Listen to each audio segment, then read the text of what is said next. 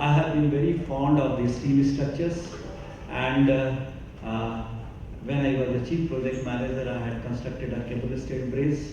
Now I am project the first vertical bridge in the Pamban, which is getting commissioned very shortly. So I am involved in that particular project. When I joined as a BTech student at IIT Kanpur, I had a teacher, Professor Dr. Sudhir Jain. He was a PhD from most probably Stanford University, and he was having the expertise in the steel structures. He taught us IS 800 and IS 875. I still remember those provisions of 800 and 875. Dr. Srinivasan will appreciate me also because I have already put in more than 33 years of service, and still remembering those codal provisions, it is slightly difficult.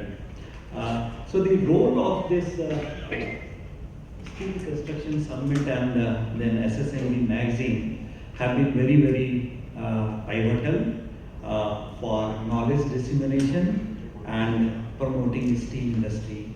So we must thank the organizers for holding conferences like this. So first let us talk about the Steel Policy 2017. So this is an old policy. About 6 years back it was came into force, and I will tell very briefly that per capita steel consumption, which was 78 kg, the target and the planning of Government of India is 160 kg by 2030.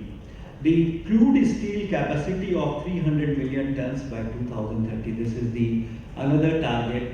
So we should not get hurt because the numbers of steel structural designers and the constructors and the contractors are less. In time to come, the Government of India is also having focus to promote these steel industries. Then let us talk about the logistics policy. This is one of the achievement of the Government of India. The Honorable Prime Minister's vision, they launched a policy. This is the logistic policy. The market of the logistics in India is more than $200 billion. Now, if we transport any consignment through air, then the cost is around rupees 20 per ton per kilometer. The moment you transport by road, it becomes 4 to 5 ton per kilometer, and if you transport by rail, it becomes 1.5 per ton per kilometer. So the railway is cheaper, and we have got the green transportation system because of the 100% electrification of the Government of India's policy guideline. So if you consider this carbon emissions, if you travel by road, then you emit around 50 to 70 equivalent grams of CO2 per passenger per kilometer, and when we travel through the train, it becomes less than 30. So the train travel is better, but unfortunately the modal share today is 26%. The total transportation which takes place by railway is only 25 to 26%. The Government of India is having a plan to increase it to 45%. This is required for the overall development of the country. See, the logistics cost is around 15 to 16% in the country. Now, if we want to compete with China, if we want to have the international standards, so this logistic cost has to come down to less than 10%, maybe 8%. Why I am telling all this? Because there is a very bright future for the construction industry, infrastructure development, and then the steel structures. So all are linked. Now next is the capex plan of the Government of India. You must have read in the budget that this year there is a plan of 10 lakhs of crore. Last year in the railway, capex was 1.37 lakhs crore. In the revised estimate, it was raised to 1.59 lakh crores. And in this budget estimate, it is 2.5 lakhs crores. So there is a huge thrust in the capex. And then the National Rail Plan. See, in order to increase the modal share of the railway infrastructures, the Government of India and the Honorable Prime Minister have a vision to have a National Rail Plan. The idea behind this National Rail Plan is that all the railway infrastructure requirements for the year 2050 should be completed by 2030. So in next 7 years, we are going to have boom in the infrastructures in the railway segment. Then the Mission 2030, this is a mission by Ministry of Railways. Again, it is the vision of the Honorable Prime Minister. Today we are transporting around 1300 million tons, and we have got a plan to increase the transportation to 2030 million tons by 2030.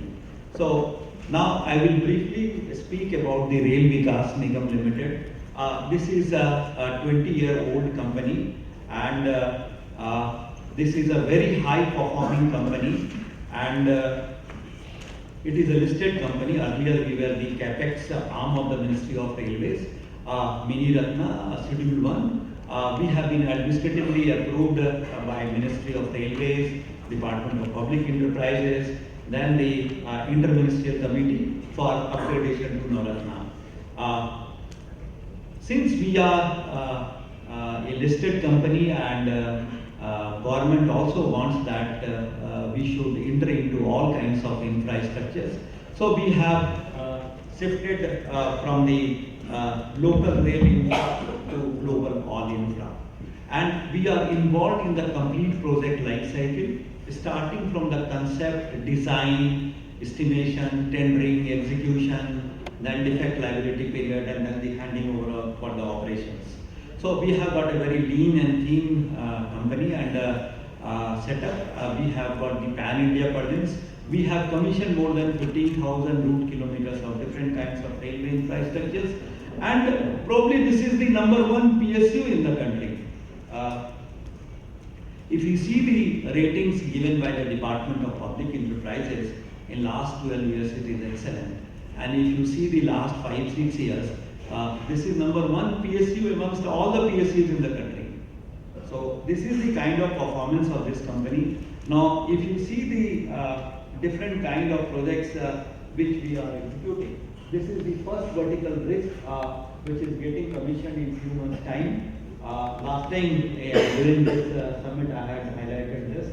This is the Rishikesh Karnaprayag new line. This is 85% of the work passes through the tunnels, and the longest tunnel is more than 15 kilometers.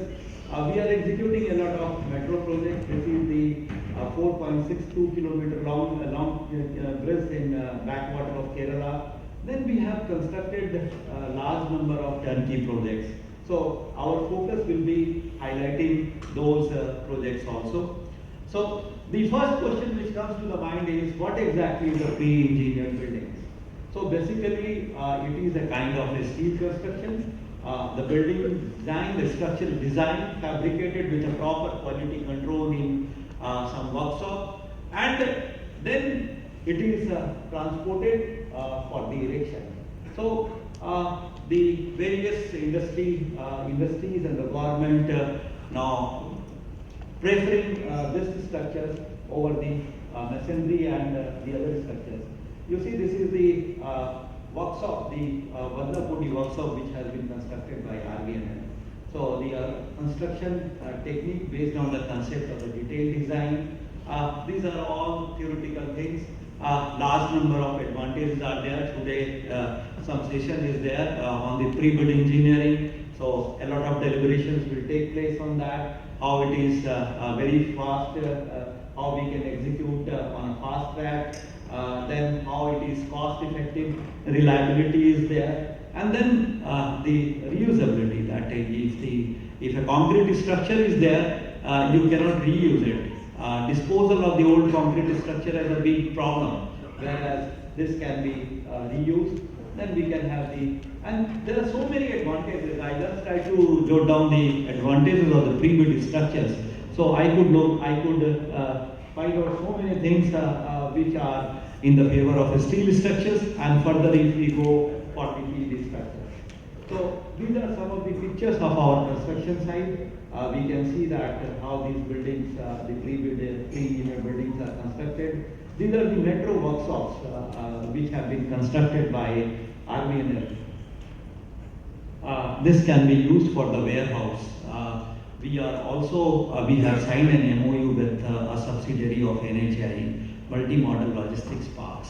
So the concept is that we will have the very smooth movement of the logistics related issues. This can be used for the aircraft hangar. These are not the RVNL work sites. We have taken pictures from the net. Again, you see, this is the Jhansi workshop where the pre-built engineering structures have been constructed. So I talked about the huge capex plan. I talked about the national rail plan. So there is going to have a very bright future of the steel industry because the time is very short. We have to have the mechanized construction, and then you can make a comparison that if you are going to have a construction of a structure with steel or prefab structures vis-a-vis the concrete structures, then you can find that the duration and the requirement of the construction. So I personally feel that there is a huge, very bright future for the PEB structures, and in time to come, this industry is likely to grow exponentially. So I have already said that government also want to have the faster execution of construction, and the PEB provides a solution, ready-made solution, and I have some examples also. So again, this is just a comparison with respect to the normal conventional steel buildings. This is the weight is very light. The primary members are tapered. Secondary members are lightweight rolled frame jet and C section, whereas the normal conventional is the I and C section. So many things. And the first thing is the delivery. See, if you want to have a PB structures, you can have it erected in 6 to 8 weeks time, that is within a period of 2 months. But if you go for the conventional one, so then it will go to the order of maybe 6 to 8 months. And if you go for a concrete structure, then never think of less than 1 year. So you have got ready-made solutions available through the PB structures, and overall pricing, etc. It's always cheap, and since it is low weight, then it has got another advantages from the seismic point of view. So these are the steps involved, that how this PB structures can be manufactured at the workshop, transported and erected. This is again RVNL work site, the pre-built, this is the pre-engineered buildings. RVNL has got a very typical 3D approach that we design, develop and dedicate. It's part of the project life cycle. We can also compare the project life cycle cost. And RVNL has been pioneer in constructing 15 such turnkey projects. The idea behind these turnkey projects is that Honorable Prime Minister and the Railway Minister's vision is that we should manufacture and maintain the rolling stocks, the locomotives, the coaches, and in time to come, these are the workshops where we are going to have large number of activities. And they want that we should have best quality, timely construction, there is no cost overrun. And then this is a speech, I have got a clipping of that, I will speak about this. So we have completed 15 number of such turnkey projects. Now if you see the time which has taken for commissioning of these projects, this varied from 12 months to 31 months. And probably it was not possible had we not gone for the PB structures. And the total quantum of PB structures involved was around 8 lakhs plus meter square, and maybe 10 lakhs meter square, because some extension or enhancements or enlargements are taking place in those places. So we have been contributing in big manner for the Atmanirbhar Bharat, for Make in India, by virtue of constructing these turnkey projects, and that too on a very fast track. So this is one sample where you can see that the Honorable Prime Minister constituency Varanasi, and within 2 years this project was the sound, how to get sound? मैं railway विभाग के अधिकारियों का अभिनंदन करना चाहता हूं कि आपने मेरे स्वभाव को भली भांति समझ करके प्रकल्प को समय से पहले पूरा कर दिया। What I am saying is that this is a project which was implemented by RVNL at Varanasi, and within 2 years this project was commissioned, where we were supposed to make around 50,000 square meter of PV structures along with so many machinery and plants. This is a case study. I have 2-3 case studies. So you see, this is a Sandmarks school in Paschim Bihar, Delhi. Of course, it has not been constructed by us, but I have searched and I have found that one of the fabricators designed this whole structures, and the existing 30 years old structure which was nearby, it was unaffected, and the total consumption of the steel was 400 metric ton, and the entire structures were completed and commissioned in 3 months' time. So this was possible only because of the steel structures. You see, this is the another example of the PVR cinemas in Haryana. So the total consumption of the steel was 600 metric ton, and it was completed in 4 months. This has got the multi-brand stores, the 3 multiplexes, and then you can see that the entire structure and the total time taken in completing this commissioning in this structure. This is very important to understand that if you really want to have the fastest project delivery, then you have to have this kind of this is Latur factory. I will speak once the video is over. The sound again is not being set up at a total cost of rupees 625 crore for manufacture of 250 coaches annually. The factory has been set up in 350 acres of land comprising 52,000 square meter pre-engineered building sheds, an administrative block,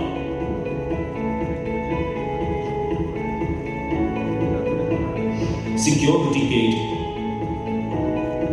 canteen, electric substation with 33 kV supply, 2 line yards for running tests. Bhumi Pujan ceremony at site was performed by Honorable Minister for Railways and the then Chief Minister of Maharashtra on 31st March 2018. A 5-kilometer long rail connectivity has been provided for movement of coaches from the factory to a new electronically interlocked Harangul railway station, which earlier used to be only a halt station in an area of 39 acres. The factory has been equipped with the latest state-of-the-art machinery and plant material handling systems and various utilities. Shell shop is equipped with shell assembly fixtures for manufacture of coach shell.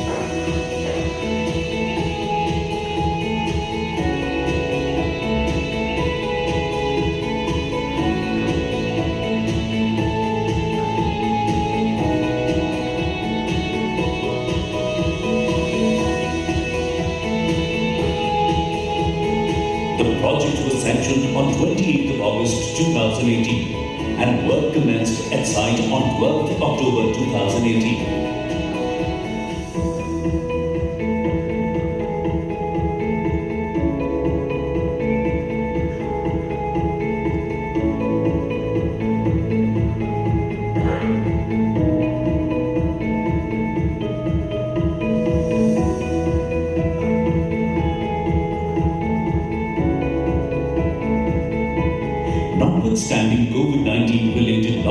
and challenges, the factory was commissioned on the Good Governance Day, 25th December 2020, with production of the first MEMU coach shell. Coach shell is tested in a shower test system.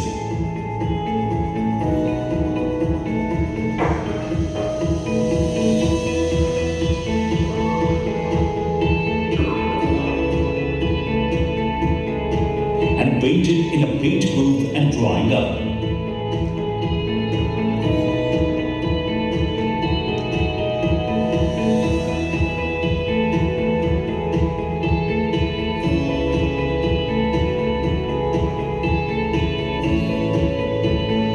Bogies are tested in bogie testing machine.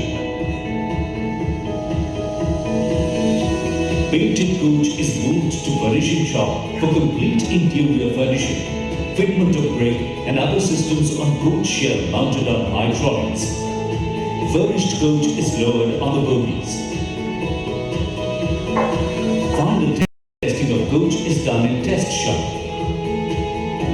Green initiatives for sustainable development include LED lighting, natural tail lighting and ventilation in sheds, 800 kilowatt shed roof mounted solar power plant, sewage and wastewater treatment and recycling plant, rainwater harvesting and plantation of 10,000 trees. Marathwada Rail Coach Caravan will significantly contribute to overall development of this aspirational region of Maharashtra by heralding a modern industrial ecosystem.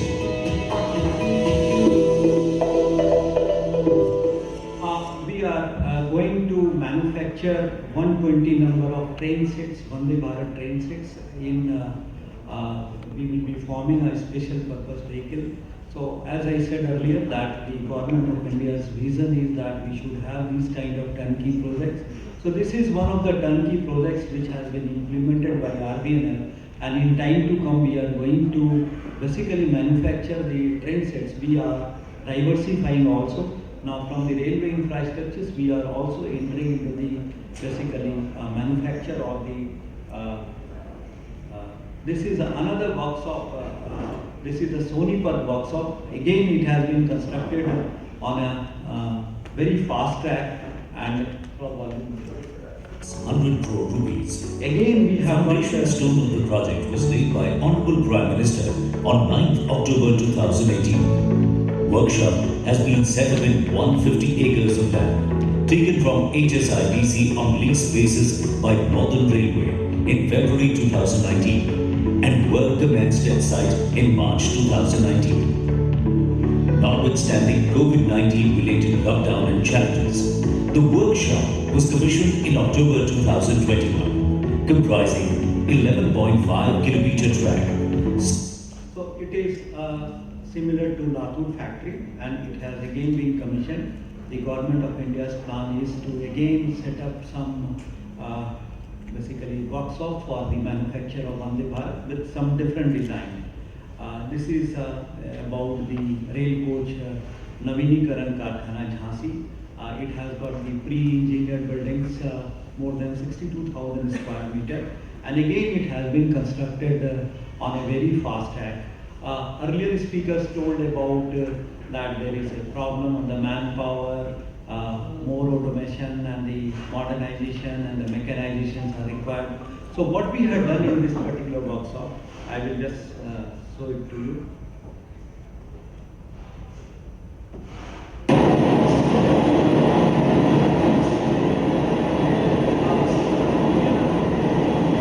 Automation in the painting. You can see that the robots, this is called robot painting, and this is being done for the first time in the Indian railway system. We have basically done this at Jhansi workshop, and this is again one of the features of doing new things about RVNL. So this company has been diversifying, it has been growing. The market has also appreciated RVNL. The market appreciation in last 1 year is more than 100%. If you compare with the BSE 500 or BSE Infra Index, which have gone down, whereas the RVNL share price has gone up. The market capitalization of this company has gone by leaps and bounds, and this company has been growing. So I just wanted to make a small presentation that we are also in the field of the turnkey projects. We are executing different kind of projects. We are diversifying from local rail infra. We have already become global all infra. We are executing different kind of projects, metro projects. We are also eyeing for the high speed, and in time to come.